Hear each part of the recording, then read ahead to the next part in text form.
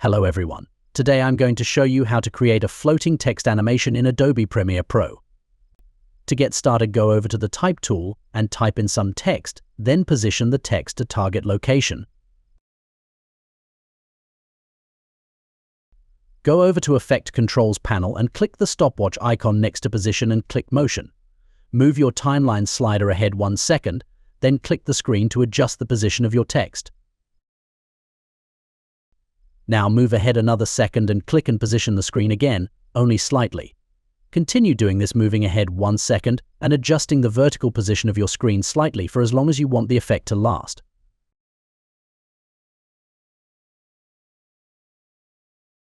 Preview the animation by pressing the spacebar. You'll see the text with a floating animation. Now you know how to create a floating text animation in Adobe Premiere Pro. Thanks for watching. Don't forget to subscribe and leave a comment if you found this video helpful.